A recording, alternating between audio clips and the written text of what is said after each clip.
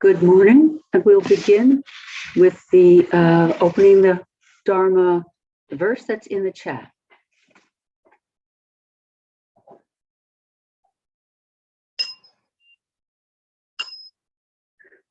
The profound and wondrous Dharma is rarely encountered even in 100 million kalpas.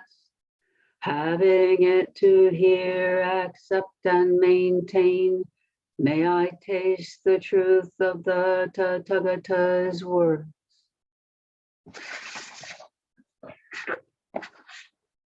Good morning, everyone. I'm Jisho.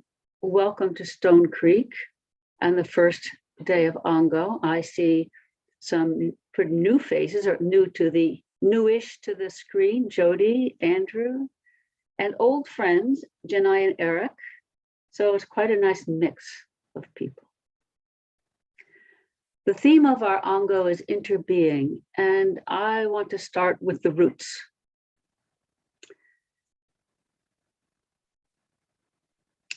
I recently was struck by a line in an article I was reading that said, our force for counteracting chaos is connection. Not only Buddhists, right? So connecting both in space and in time is essential. And we need to go beyond connecting, beyond connection. Because we are made of everything from stardust to digested dung to each other. We're not separate from one another. Everything is made of everything else. But we live as though that weren't true, as though we were separate, isolated creatures, and as if what you have means less for me. We live in active, concerted denial of our nature. Chaos is suffering. Isolation is suffering. Shakyamuni saw that suffering is inescapable because we create false ideas of separation and non-connection constantly. And these ideas, by their very nature, are suffering.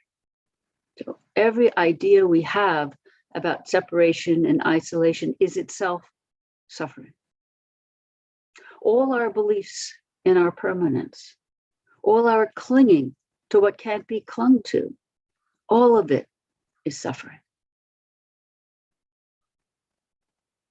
So when I first came to Sonoma County many years ago, I met a couple of people, was invited to a 4th of July cookout, I guess.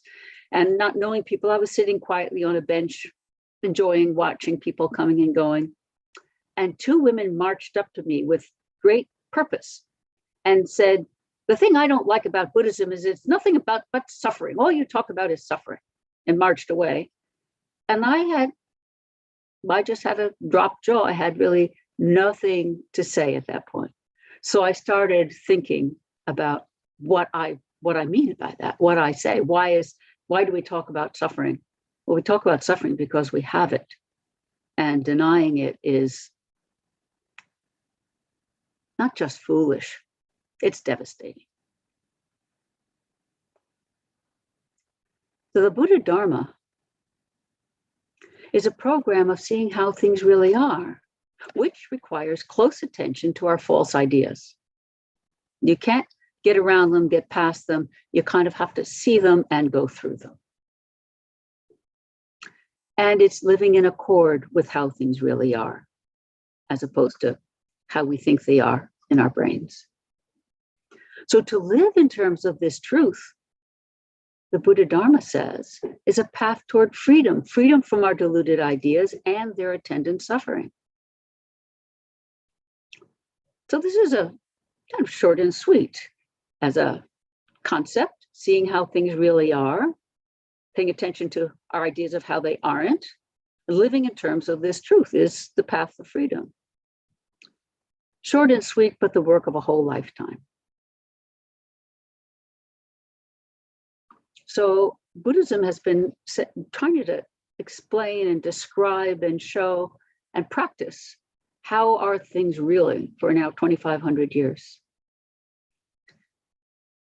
The earliest teaching of the Buddha Dharma on the nature of things was this arising, that arises, this not arising, that does not arise. Everything shaped and formed by everything else, everything happening, and you might say independence on everything else. It's not that there's no independence, but it takes place within this mutual dependence, not apart from it. And it was originally taught as the three marks of existence. Anicca is impermanence, dukkha is suffering, and anatta is non-self, as it's translated. So dukkha, we usually say suffering, but more literally it's dissatisfaction. The itch of dissatisfaction that starts when we wake up in the morning and accompanies us through the day. It's all of our experience when we're not in accord with reality. It's all of our experience that results from our false ideas. Impermanence is the flow of connection through time. It's usually misunderstood as disconnection because we see things receding from us. We see losing things as they go down the river, but that's not it. It's the flow of connection through time. Connection, the flow of change through time. Now, non-self is an awkward phrase. It never meant no self at all. It never meant you don't have a self. You must lose yourself or kill it off. That's not what it's about. It always has meant no permanent, unchanging self. The screen we've all become pictures on the wall on my screen. Can we go back to the other one, host dear? Thank you. They're kind of nice.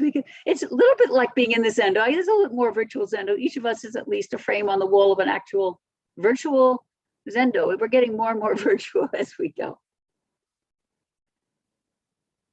So non-self means no self that is independent of its world, no self that is eternal. So what I'd like to do is trace how this non-self became emptiness, became interbeing, as a foundation for our exploring interbeing in our lives and in the world in these coming weeks. So we start with this third mark of existence, anatta or anatman in Sanskrit. Anatman means no atman. Shakyamuni was countering the Hindu concept of atman as a permanent godlike soul, both out in filling the universe and in each of us. Shakyamuni said, no Atman, no permanent self, no godlike, unchanging spiritual essence. That would contradict the endless flow and change and flexibility of all things.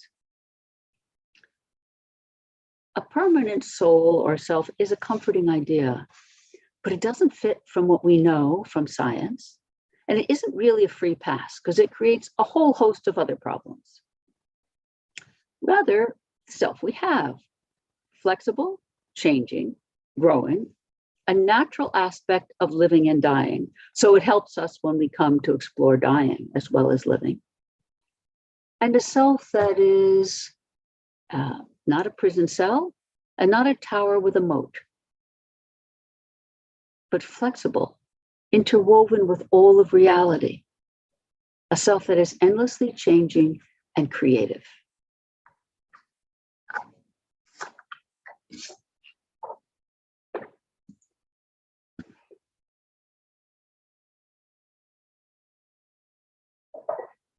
We find it hard to accept this not having a permanent self. Because our self is so much part of our identity, and we don't want it to change except how and when we want it to. We love it and we hate it so much, this self. And Yes, this self that we think of ourselves as having, this sort of personality self or ego self, it's part of us. It's part of who we are, but it's so far from being the whole.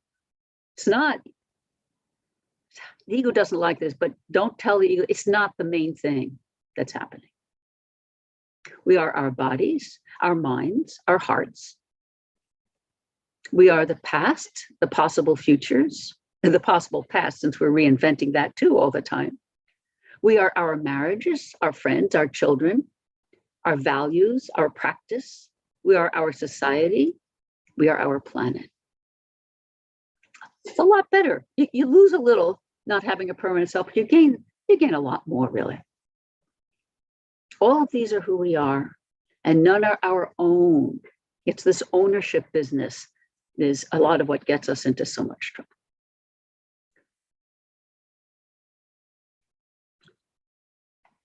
None of what we have that we can call ourselves, that is made of all these things, none of it is our own or permanent or solid.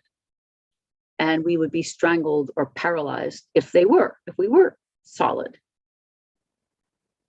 We're free from block-like walls of a solid self, and we're better off as we really are.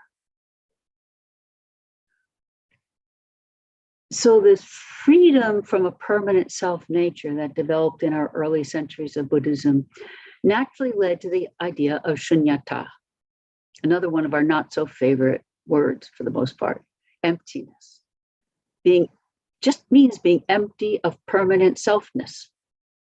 But the word sounds dire and gloomy. It's the opposite. We are not empty or fixed. We have no impenetrable walls in us or between us. Shunyata is freedom from having to cling. It's freedom to stretch, to relate, to wake up. It's openness. You might, in some ways, take the word shunyata and instead use the word openness. And you're welcome to find your own words for any of these concepts, something that makes sense in your own heart and life. And then you want to throw that one away and pick up another one after a year or two because it's no longer quite describes it. And so in China, a new way of expressing shunyata arose or became more popular. It was already there in Indian Buddhism, but it wasn't foremost in the forefront. And this new way of expressing it was interpenetration. Now it's another mouthful, but it's all things interpenetrating with each other. This is Indra's web. And then in the West, like the Chinese, we tend to be more positive thinkers. The Indian philosophical mind naturally moved to sort of the via negativa. They invented zero and infinity and emptiness. So the Chinese are more positive thinking, and we have interpenetration. And then in the West, we have interbeing, interdependence. From my earliest encounters with the Dharma and my earliest teachings from Katagiri Roshi in Minnesota, he used the word interdependence. Impermanence and interdependence are the twin principles of the Dharma. It's the same. Interdependence and impermanence are the same as emptiness. There's different ways of expressing it. And no one word encompasses it completely, because that's the way words are. They're partial. Now, before Thich Nhat Hanh came up with interbeing, he used to say, the self is made of non-self elements. I always like that. It's kind of a bouncy little phrase. The self is made of non-self elements. We're empty of separation. We are full of each other. We are full of everything else.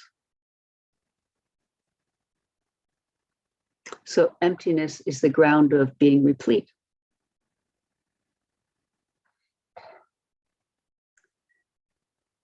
Thich Nhat Hanh's books that we're using for this Ango, The Heart of Understanding and his recent The Other Shore, that was published shortly before his death. are about interbeing, and they're commentaries on the Heart Sutra. The Other Shore is an expanded, considerably expanded version of the Heart of Understanding. Both have the same teachings. So they're about interbeing, and they're commentaries on the Heart Sutra, which is the same thing, because the Heart Sutra is about emptiness, interbeing. The word heart in Heart Sutra is actually a little misleading. It literally kernel. This is the sutra that is the kernel of the perfect wisdom teachings, and they are teachings about emptiness. So the kernel of the perfect wisdom tradition is that everything is empty of own being, empty of solidity. And yet it is about the heart, because emptiness is the ground of interbeing, and interbeing is where we live and our hearts live.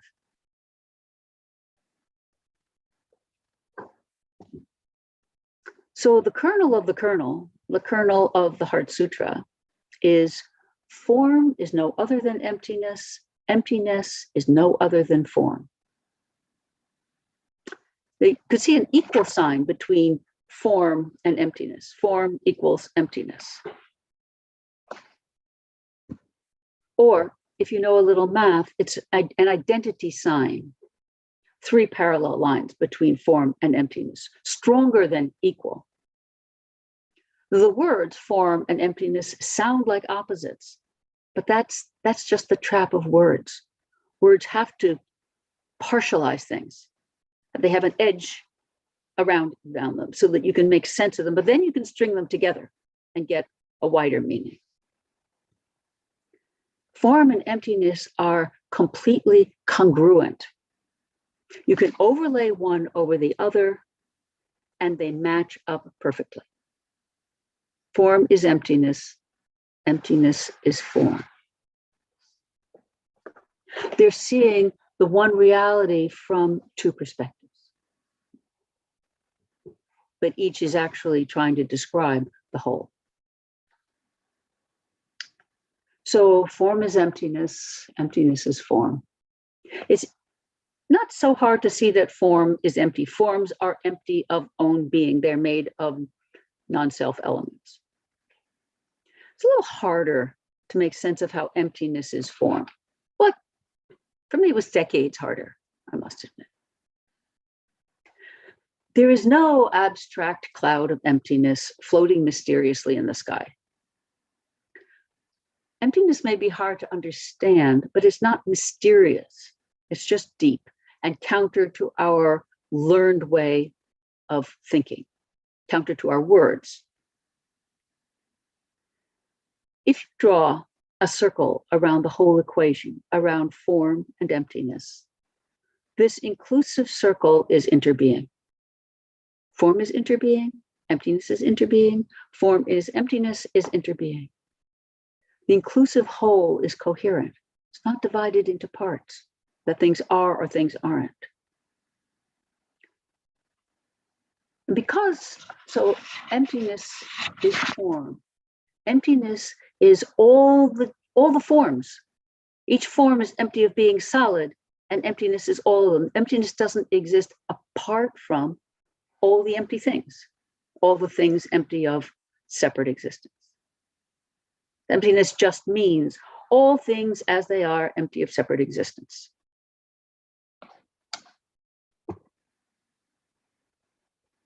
So this interbeing whole, this circle, inclusive circle, is congruent and it's meaningful. Interbeing is coherence.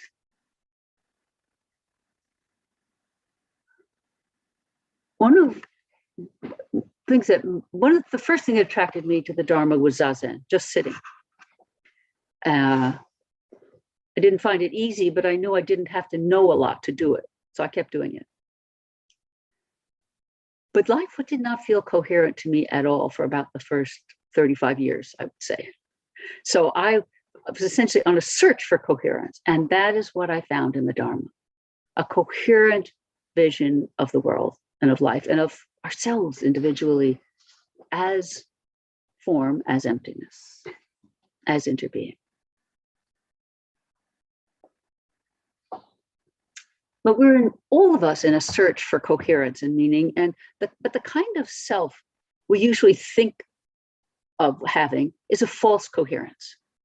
But because it feels like our coherence, it's very hard to let go of. Each of us has thought that we could count on continuing more or less as we have been, and our relationships continuing likewise, and our world likewise, counting on being able to improve our lives as we want, maybe even to control ourselves, maybe even to control others a little bit. And when that belief cracks open, we're likely to feel bereft of our safety, but it was never a true safety.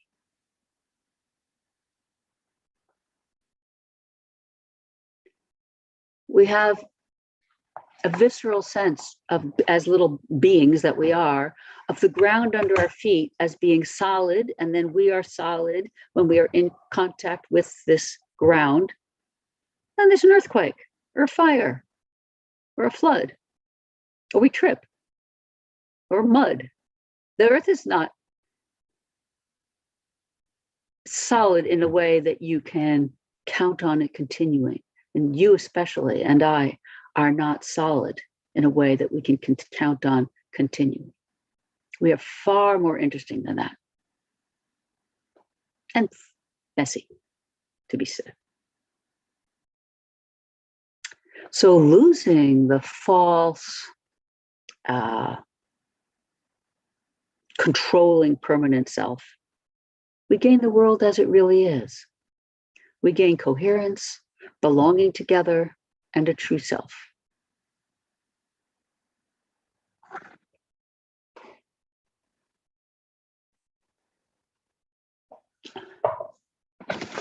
William Blake very famously exhorted us to see a world in a grain of sand and to hold infinity in the palm of our hand.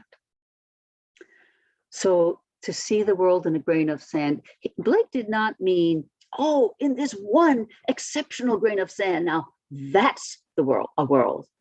Oh, but not that grain of sand, that's ordinary. This is our picking and choosing mind that the Zen poems famously exhort us to let go of. He didn't mean see the world in a grain of sand, but not in each other. See the world in each thing, as each thing. See the universe in each thing, as each thing. The universe is all the particulars. All the particulars are the universe. This is actually one of my reformulations of form and emptiness. The particulars, the forms. And emptiness, the universe or the universal. The universe is all the particulars, and all the particulars are the universe. And in fact, each particular is the universe, and the universe or universal is all each particular. It's often been put that we are not one and not two. Oneness is kind of another false idea, because we aren't just one mush. We aren't the same. We're both the same and not the same. We're different from each other and not different from each other. So the Dharma said, not one and not two. Or you could say both one and two. We are particular and we are universal. And they are the same circle of interbeing. The same circle of interbeing says, this is one universe, everything is universal. And it says everything. The universe is in all the particulars. Always both in a kind of creative balance and tension. It's very hard to see at one time that we are particular and universal, and we tend to switch from one to the other, but eventually each is somehow included in the other.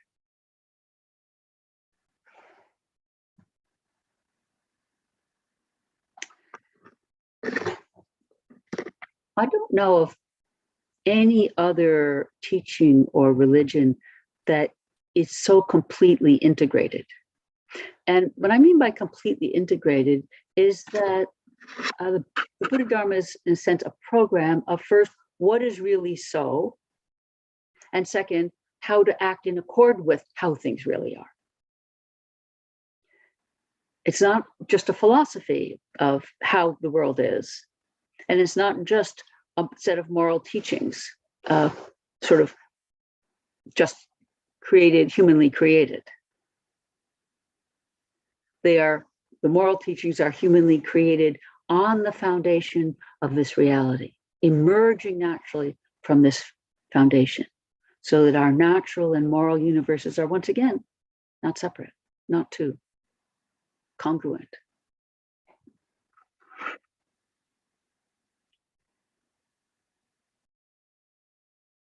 So, as to say, our moral teachings, say the precepts, for example, are all of them founded in this reality of impermanence and interdependence, I might just say of interbeing.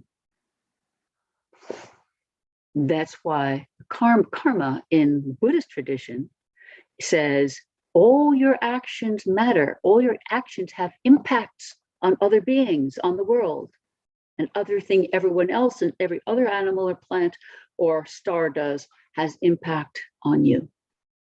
And we live in terms of how to live productively or harmoniously on the basis of this kind of interbeing world where we are accountable because everything has an impact. This arising, that arises. This not arising, that does not arise. That's accountability.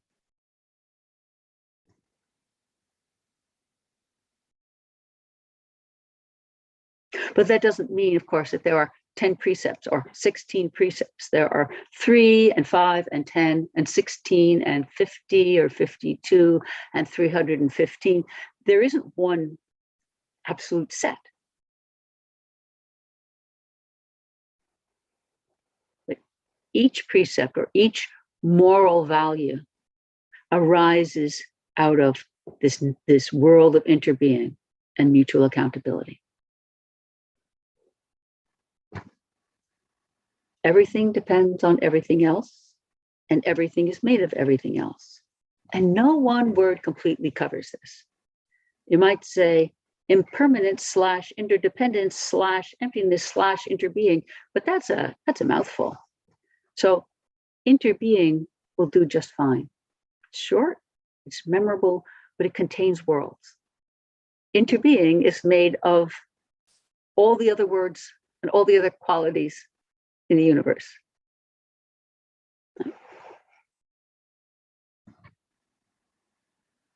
So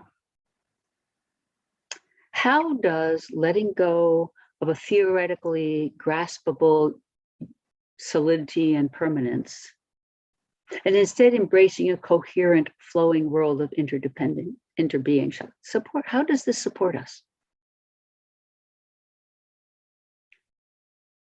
To let go of our false notions over and over again. There's no one time letting go and it's done, because the next thought that arises creates another separating thought. The false ideas, delusions arise endlessly. It's not that words are wrong. It's the famous words are like the finger pointing to the moon. Words are invaluable, but don't take them literally. So embracing a coherent world, a flowing world of interbeing, what does it look like? What does it feel like? How do you live it? And that's our task this month.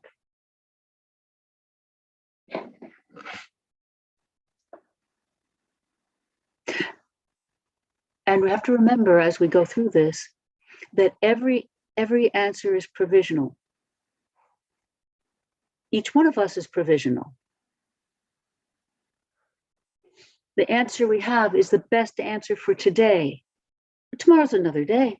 And we will still be made of what we arrived at today, but it will be a slightly different world, and we will be slightly different people. And we will have to come to a slightly different way of living and being each day, or perhaps each moment. There's nothing wrong with being provisional. I think I've told some of you that in the very early days, Annette was there. She can attest this. In the very early days of Stone Creek, I would give talks on Tuesday evenings. And one evening, and I've sort of said, I'll just give it whoever's there, 12 people, 4 people. And one night there were just 2, Annette and a friend of hers who had come for the first time. And I said in my talk that I am provisional. I'm a provisional being. I said, I'm provisionally a teacher. And after they left, this woman turned to Annette and said, I don't want a provisional teacher. I want a real one. I'm not coming back. So we didn't communicate. We are all happily provisional. It's not bad to be provisional. That means there's freedom to keep developing and to see new things. So thank you all, provisional beings, for being with me in this moment that is changing as we speak.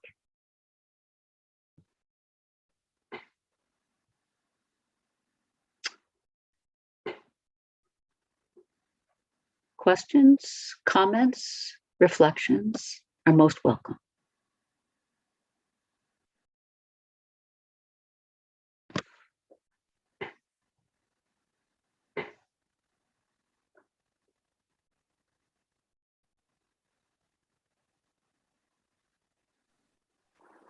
Hi, Jisho. Hi, Thomas. Thank you for your talk. I was surprised to hear about the earth not being a solid thing that we can count on continuing. Can you tell me more about that? Well, the soil is accreting and eroding constantly without our noticing. And then there's the rock underneath, scoured by the ice sheets, which come and go. And then there's the mantle, then there's the molten interior. And then it's going to disappear one day. I mean, take a while from now, most likely. Things bombard it, asteroids, us. We change it constantly. It changes us. So it's relatively solid, but not really solid. And that's, earthquakes are so shocking. Not the one that you feel just a tiny little rattle in bed at night you can barely feel, but the one that moves the earth under your feet or knocks buildings down. The earth is changing too. So it's pretty solid, but it's not solid the way we think of it being. And the way we think of it being solid tends to make us feel solid in a way that we aren't.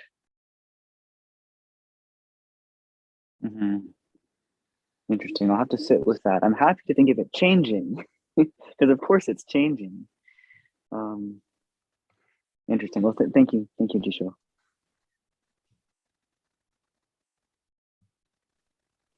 Yes, as Carolyn says, it's comforting to think about everything being provisional. So everything will change, including how we feel today, whether it's a good feeling or a bad feeling, it will change. And we may have the same kind of feeling tomorrow, but knowing that feelings are current and malleable expressions of how we feel now sometimes makes it easier to allow them, both the positive and the painful ones.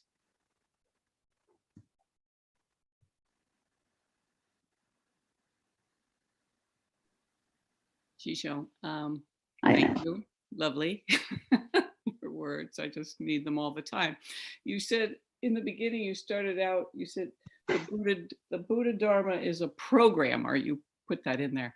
And yeah, it's a program. It's like I don't know, sometimes maybe like a workbook or something to go to. And I always forget that. I mean, I tend to think it's an insight that, you kind of get it and then I forget it and I kind of taste it, and then but as a program of assist and to refer to, and it just reminds me how rich it is, but that I rarely use it as a tool in that way. Does that make sense? Yeah, but in a sense, if the fact that we have an email that says on Sunday morning there's Zazen and a talk, that's part of the Buddha Dharma program that reminds us. So when you forget, I forget, and something reminds us. It may not be the Buddha Dharma, maybe a bird or a leaf or a sudden shift of some sort. But having been practicing the Buddha Dharma, the more immersed we are, the more that brings us back to the whole, a larger view of the Buddha Dharma and a larger view of life. So we don't just see that moment of, oh, look at the hummingbird and the ruby throat. We have that, but it reminds us, or it brings us back into our whole world more easily. The forms do that. The forms, the Buddha Dharma is also our forms that we love. That the bell rings and we sit. It's much easier to sit a whole half hour, or let alone a whole day, when you have bells and each other. So the Buddha Dharma is also the program of doing this together. Yeah. But it really was invented as a program. Here's suffering. What are we going to do about it? That's sort of the original point. Right. That's what the story. It's a myth. It's a lovely myth about he was a prince locked up in his castle because a seer said he might become a monk instead of a king. He probably wasn't married, but he obviously had an early insight that that suffering is everywhere, and he needed to find a way to understand that, and if possible, to end it. So yeah, that's why it's a program. Yeah. Yeah, no, I think it's helpful. It's helpful to be constantly reminded that it's a tool and a help. Thank you. And really, that's what we have each other for. We are each other's reminder of our Buddha Dharma program. That's Sangha. That's why Sangha is a treasure.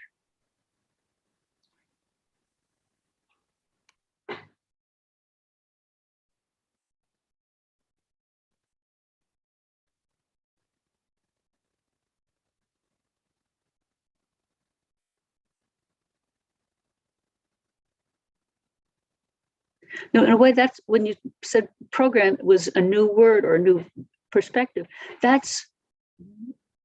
We need to keep finding new words to express our ideas and our values, because otherwise they get tired and they become labels, like little file labels. So by all means, retranslate the Heart Sutra, for instance. It's a great practice. In Other Shore version of Thich Nhat Hanh's book has at least 3 different versions of the Heart Sutra, which is a great help in thinking of how might I say that. It doesn't matter your site, yours might not be as great and polished as the Heart Sutra. That's not the point. But in putting it in your words can open things for you. And don't be afraid to. In another time back in Minnesota, we were having Ango in Hokyoji, and we had a little free period.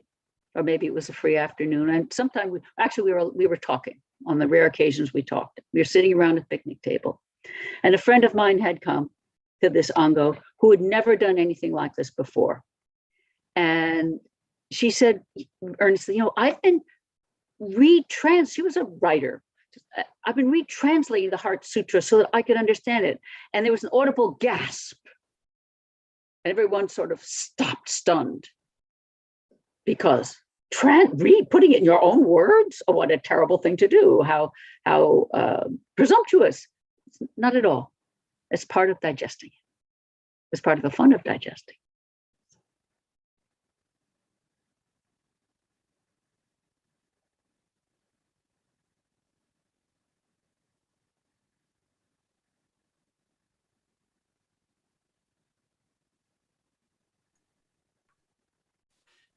Roshi.